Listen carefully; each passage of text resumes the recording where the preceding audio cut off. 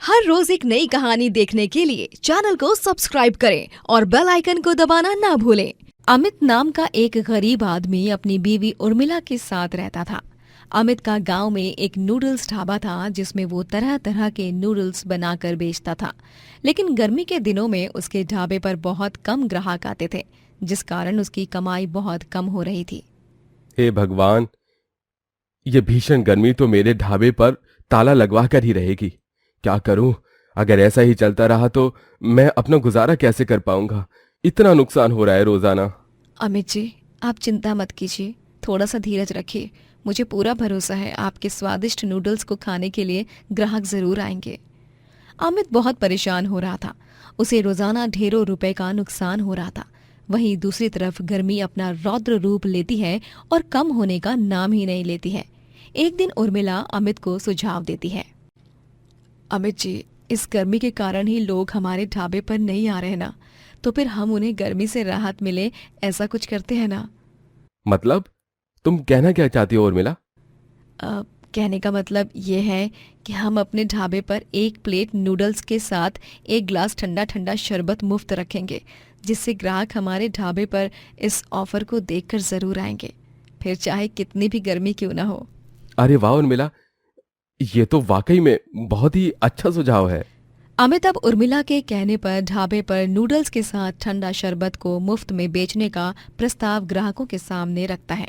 लेकिन 2 दिन यूं ही बीत जाते हैं और उनके ढाबे पर पहले जैसे ही कम ग्राहक आते हैं। इस कारण अमित और उर्मिला बहुत उदास हो जाते हैं। उर्मिला को बहुत बुरा लगता है। अमित जी, वो मैंने जो सुझाव दिया था वो भी काम नहीं आया, माफ कीजिएगा जी। अरे उर्मिला, उसमें तुम्हारी क्या गलती है? तुम क्यों माफी मांग रही हो? देखते हैं, अब जो होगा सो होगा। तुम एक काम करो, घर जाकर चाय बनाओ। मैं थोड़ी ही देर में घर पहुंच रहा हूं।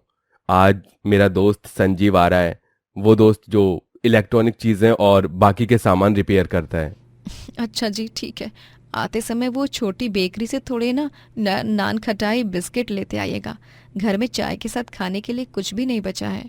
ठीक है। अमित ढाबा बंद करता है और वो छोटी बेकरी से नान खटाई बिस्किट्स खरीद कर अपने घर की तरफ लौट ही रहा होता है कि तभी उसकी नजर एक बंगले के बाहर रखे 2 एसी पर जाती है।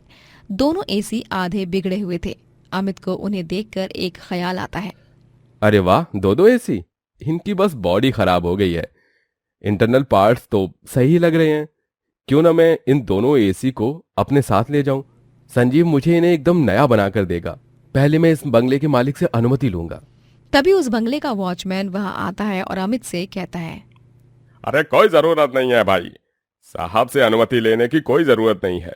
ये एसी वैसे भी किसी काम का ही नहीं रहा, क्योंकि साहब ने अब पूरे बंगले में नए एसी लगवाए हैं। तुम इन्हें ले जा सकते हो। हाँ ठीक है, तुम्हारा बहुत बहुत धन्यवाद भाई। अमित घर जाकर संजीव को वो दोनों एसी दिखाता है और संजीव उन दोनों एसी को ठीक करता है। ये लो अमित भाई, अब ये एसी बहुत अच्छे से काम करेंगे। अरे धन्यवाद संजय मेरे भाई, तुमने तो एक ही दिन में कमाल कर दिखाया। अरे ऐसी कोई बात नहीं है, इतना कुछ ज्यादा काम नहीं था, इसलिए जल्दी रिस्टोरेशन कर दिया। All the best.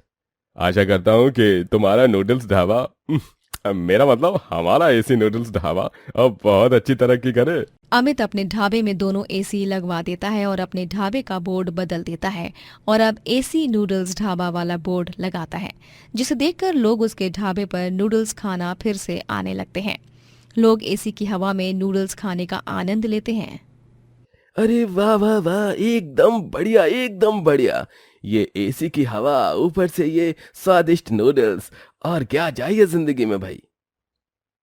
अरे सच में भाई, तुम्हारा ढाबा पूरी तरह नया और पॉश लग रहा है अमित भाई। अमित के ढाबे पर अब जो भी आता वो एसी की हवा खाने के लिए बहुत देर तक बैठा रहता और इसी के चलते अमित के नूडल्स की बहुत बिक्री होती। अमित के नूडल्स ढाबे की प्रगति से उस गांव में नूडल्स बेचने वाला बिरजू उससे बहुत जलने लगता है। इस अमित के एसी नूडल्स ढाबा ने तो मेरा धंधा ही चौपट कर दिया है। गर्मी के मारे एक तो पहले ही कम ग्राहक आते थे, लेकिन अब तो ना के बराबर ग्राहक आ रहे हैं। नहीं नहीं, मैं इस तरह शांत नहीं बैठूंगा, कुछ ना कुछ तो करना ही पड़ेगा मुझे। बिरजू अब अपने ठेले पर ग्राहकों को फिर से खींच लाने के लिए एक खतरनाक साजिश करता है। वो शहर में मिलने वाले हानिकारक फूड कलर्स खरीदता है और उन्हें अपने नूडल्स में डालता है। वैसे भी मसाले इतने महंगे हो गए हैं, इन फूड कलर्स से मेरा काम और भी आसान हो जाएगा। कम निवेश में ज्यादा आमदनी होगी मेरी, और मैं अब इस नूडल्स को बहुत कम दाम में बेचूंगा ताकि ग्राहक उस एसी नूडल्स ढाबे को छोड़कर मेरे पास ही आए। बिरजू अब अपने ठेले पर फूड कलर्स वाले नूडल्स बेचने लगता है, वो भी एकदम कम और किफायती दाम में। आइए आइए, मस्त मस्त स्वादिष्ट स्वादिष्ट नूडल्स खाइए, अलग अलग प्रकार के बेहतरीन नूडल्स जिन्हें आप एक बार खाओगे तो बार बार खाओगे। कम और किफायती दाम में एक प्लेट नूडल्स, वो भी सिर्फ 5 रुपए में। तो देर किस बात की, आइए आइए आइए। अरे वाह, ये नूडल्स तो बहुत ही टेस्टी लग रहे हैं और दाम भी बहुत कम है। अरे उस अमित के एसी नूडल्स ढाबे में इतने पैसे खर्च करने से अच्छा तो ये होगा कि यहीं पर खा लेते हैं नूडल्स, चलो। बिरजू के सस्ते दाम में नूडल्स बेचने की वजह से अब सभी गांव वाले अमित का ढाबा छोड़कर बिरजू के ढाबे पर नूडल्स खाने जाते हैं, जिससे फिर से अमित को बहुत नुकसान होने लगता है। हे भगवान, फिर से वही दिन लौट आए हैं। फिर से हमारे ढाबे पर कम ग्राहक आने लग रहे हैं उर्मिला। जी, ये सब उस बिरजू के कारण हुआ है। जब से उसने अपने नूडल्स के रेट 5 रुपए प्लेट कर दिए हैं, तब से सभी उसके ठेले के नूडल्स खाने लगे हैं। लेकिन 5 रुपए प्लेट नूडल्स बेचकर उस बिरजू का क्या मुनाफा होता रहेगा? दाल में कुछ तो काला है उर्मिला।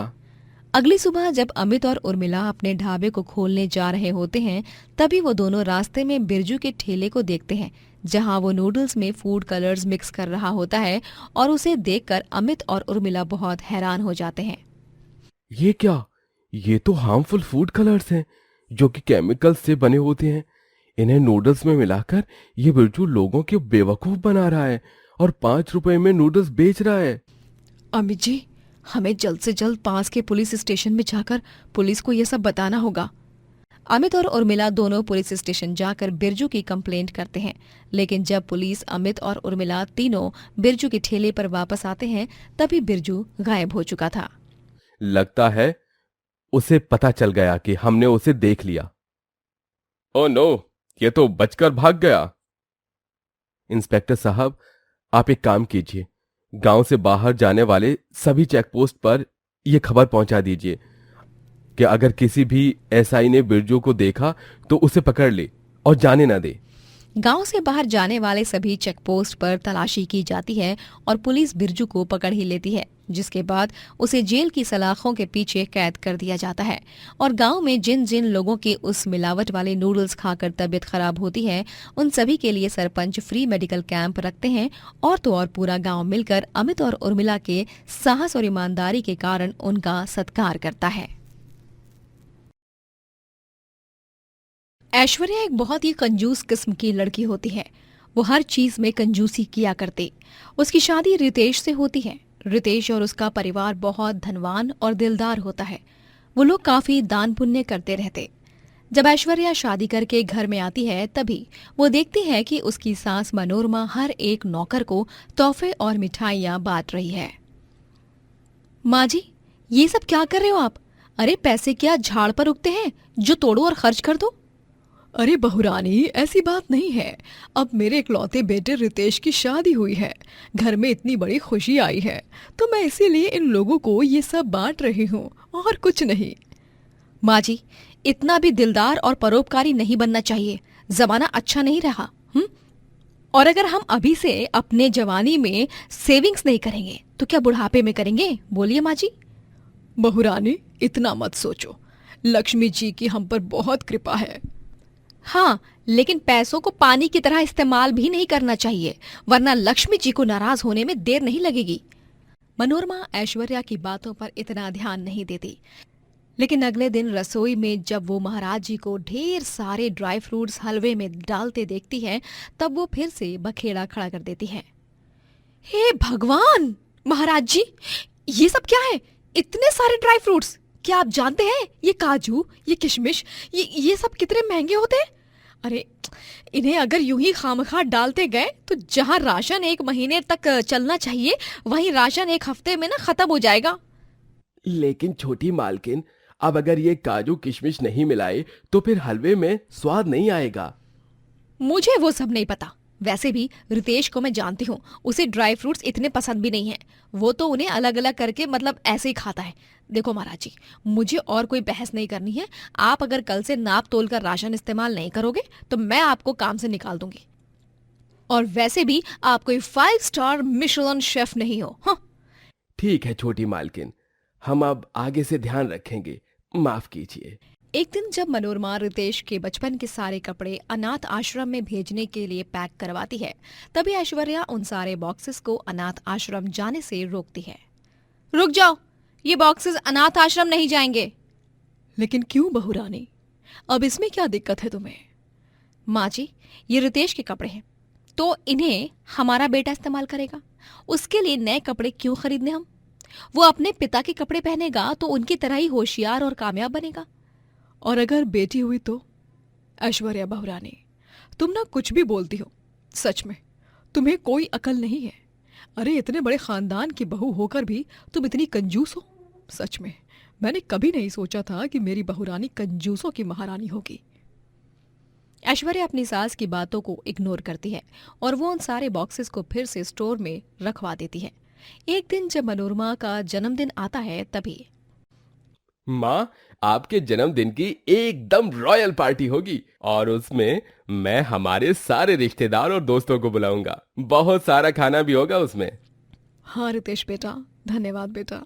मैं बहुत भाग्यवान हूँ जो मुझे तुझ जैसा बेटा मिला। अरे ये क्या खिचड़ी पक रही है दोनों के बीच में? अरे हमारे घर में क्या कुबेर जी सिक्कों का घड़ा लेकर बैठे हैं? वो सिक्का उछालेंगे, हम पकड़ेंगे और खर्च कर देंगे। माँ जी, रितेश, मैं आप दोनों से कह दे रही हूँ, पार्टी में सिर्फ 40 से 50 लोग ही आएंगे और वो भी सिर्फ इम्पोर्टेंट और अच्छे रिश्तेदार। समझ गई आप? लेकिन ऐश्वर्या बहुरानी। ऐश, ये तुम क्या कह रही हो? अब तुम्हें इतना अमीर पति मिला है तो ऐश करो ना। क्यों इतनी कंजूसी कर रही हो? चिल ना। नो रितेश, ये चिल पिल जो है ना तुम ही करते बैठो। मेरे पास इतना टाइम नहीं है इन सब के लिए। पार्टी में अगर 40-50 से ज्यादा लोग आए ना तो मैं तो पार्टी ज्वाइन नहीं करूंगी। भाई क्यों किसी भी चीज का अति इस्तेमाल हो, मुझे ये सब नहीं देखा जाता। इतना कहकर ऐश्वर्या वहां से चली जाती है और मनोरमा थोड़ी सी दुखी हो जाती है और पार्टी में उसे ना चाहते हुए भी अपनी कंजूस बहू के दबाव के कारण कम लोगों को ही बुलाना पड़ता है। नवरात्रि आ जाती है और कन्या पूजन का दिन। जब मनोरमा 9 कन्याओं के लिए खाने की थाली बनाती है तो वो हर एक की थाली में एक सोने का सिक्का, 2 मिठाइयाँ और 501 रुपए के नोट रखती है। लेकिन जब ऐश्वर्या ये देखती है तो उसे बहुत गुस्सा आता है। सीरियसली यार, ये माँ जी भी ना सच में, अरे क्या जरूरत है उन छुटंकियों को इतने पैसे और 2-2 मिठाइयाँ देने की? ऐश्वर्या हर एक थाली में से 500 के नोट निकाल देती है और सिर्फ 1 रुपए ही रखती है। और तो और वो 2 मिठाइयों के पीसेस की जगह सिर्फ 1 ही मिठाई का पीस रखती है। ये सब मनोरमा देख लेती है और वो बहुत गुस्सा हो जाती है। बहुरानी, ये तुम पगला गई हो क्या? कंजूसी का भूत सवार हो गया है क्या तुम पर, या किसी कंजूस भूतनी की आत्मा तुम्हारे अंदर घुस गई है? अरे हद होती है कंजूसी की। ये 9 कन्याएं साक्षात देवी माँ के 9 रूप होते हैं। भगवान के कार्य में भी तुमने कंजूसी करनी है। तुम्हें भगवान इस पाप के लिए कभी माफ नहीं करेंगे, देखना। क्या फायदा, रोज इतना शीरा पूरी रखती हो आप भगवान जी के सामने, इतने सारे अलग अलग प्रकार की मिठाइयाँ बना बना कर रखती हो भोग प्रसाद के तौर पर, लेकिन कभी भगवान जी आकर खाने आते हैं? नहीं ना। हाँ, उन्हें तो बस ये छोटे छोटे से जीव आकर खा के चले जाते हैं। हाँ, मैं कंजूस हूँ लेकिन मैं अपनी जगह बिल्कुल सही हूँ। मुझे किसी बुढ़िया की राय नहीं चाहिए। ऐश्वर्या की कंजूसी दिन ब दिन बहुत बढ़ती जाती है, जिस कारण रितेश और मनोरमा को बहुत परेशानी होती है। एक दिन अचानक से ऐश्वर्या का सर भारी होने के कारण वो बेहोश हो जाती है। उसकी तबीयत गंभीर रूप से बिगड़ जाती है। तभी डॉक्टर को दिखाने के बाद उसके बहुत सारे टेस्ट किए जाते हैं और तब पता चलता है कि ऐश्वर्या जी, रितेश जी और मनोरमा जी, मुझे ये बताते हुए बहुत दुख हो रहा है कि ऐश्वर्या जी को 3rd स्टेज ब्रेन ट्यूमर है, जिसकी वजह से वो केवल 100 दिन की मेहमान ही रह गई है। ये बात सुनकर तीनों के होश उड़ जाते हैं और तीनों स्तब्ध रह जाते हैं। 100 दिन? ये कैसे हो सकता है डॉक्टर? नहीं, मैं और जीना चाहती हूँ। प्लीज़ कुछ तो तरीका होगा ना जिसके ज़रिए मैं जी पाऊँ। आजकल तो मेडिकल साइंस इतनी डेवलप हो गई है। हाँ डॉक्टर, ऐश्वर्या को बचा लो, मेरी ऐश्वर्या को बचा लो। कुछ बीमारियां ऐसी होती हैं जिन्हें हम भी ठीक नहीं कर सकते हैं। It's very difficult. ऐश्वर्या बहुत दुखी हो जाती है। तभी वो घर के मंदिर में जाकर भगवान जी से प्रार्थना करती है। हे भगवान जी, मुझे माफ कर दीजिए। मुझसे जो भी गलती हुई होगी मुझे बख्श दीजिए। मैं आपसे हाथ जोड़कर अपनी जान की भीख मांगती हूँ। मुझे इतनी जल्दी नहीं मरना, मुझे तो और बहुत जीना है।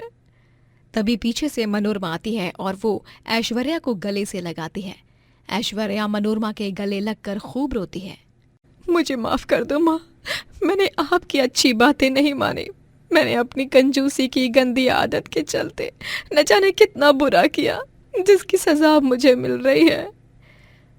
बस बहुरानी, बस इतना मत रो, सब ठीक हो जाएगा। अभी भी समय तुम्हारे हाथ से छूटा नहीं है। तुम अब भी दान पुण्य करके अपने पापों का प्रायश्चित कर सकती हो बहुरानी। लेकिन याद रहे, वो पूरे मन से, पूरी श्रद्धा से होना चाहिए।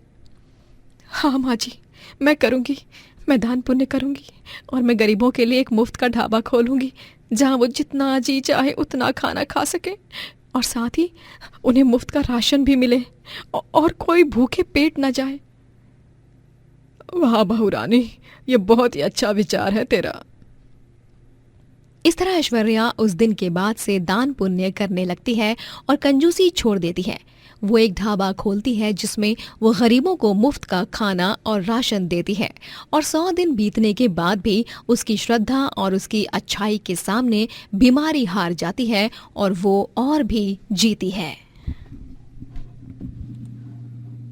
दोस्तों, अगर आपको ये कहानी पसंद आई तो लाइक करें, शेयर करें और कमेंट करके बताएं कि कहानी में आपको सबसे अच्छा क्या लगा।